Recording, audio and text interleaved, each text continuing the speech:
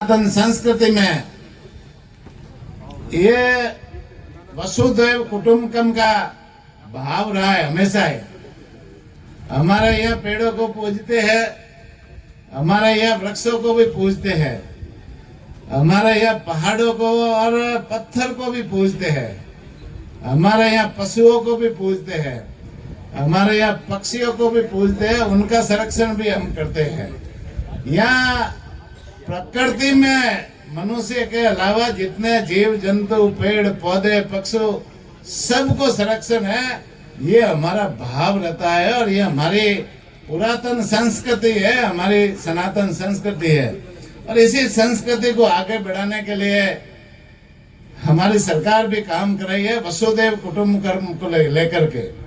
तो निश्चित रूप से ये पौधारोपण का कार्यक्रम भी ये महत्वपूर्ण कार्यक्रम है। आज अपन देखे तो मनुष्य जब पैदा होता है उस दिन से उसके वृक्षों की जरूरत पड़ती है। भाई ऑक्सीजन तो जिस दिन पैदा हुआ उस दिन तक और जिंदा रहेगा तब तक ऑक्सीजन की जरूरत पड़ेगी, और ये ऑक्सीजन हमें इन वृक्षों से मिलती है। कोरोना का समय आप सब लोगों ने देखा कितना भयंकर समय था, वातावरण में ऑक्सीजन की मात्रा कम हुई और कई लोगों को यह दुनिया छोड़ करके भी जाना पड़ा और कई लोगों को संकट में भी रहना पड़ा। आप लोगों ने भी सहयोग किया होगा, सभी ने सहयोग किया, जनप्रतिनिधियों ने, सब भी आम जन ने भी सहयोग किया और वो मुसीबत का समय हम सब लोगों ने निकाला।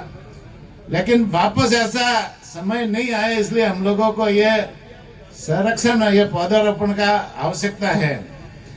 और साथ ही साथ में देखो मनुष्य जब पैदा होता है तो बच्चा जब पैदा होता है तो उसमें जब पालना बनाते हैं वहां से उसके लकड़ी की जरूरत पड़ती है, पालने में भी लकड़ी की जरूरत होती है।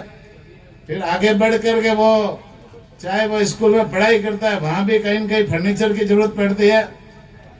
फिर वो अपना मकान आवासीय मकान बनाता है तो वहां भी फर्नीचर और लकड़ी की सब जगह जरूरत पड़ती है।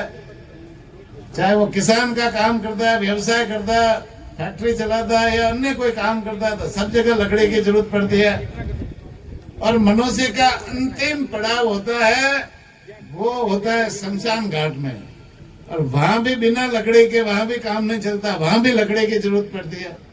तो ये लकड़ी हमें कहाँ से मिलती है? ये मिलती है हम ये वृक्षों से, और वृक्षों को काट करके हम ये लकड़ी लाते हैं। तो कटाई तो बहुत सारी होती है लेकिन वृक्षारोपण कम होता है।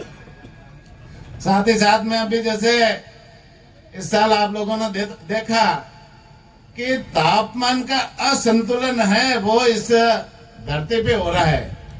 राजस्थान में नहीं हो रहा है, पूरे भारत भर में हो रहा है।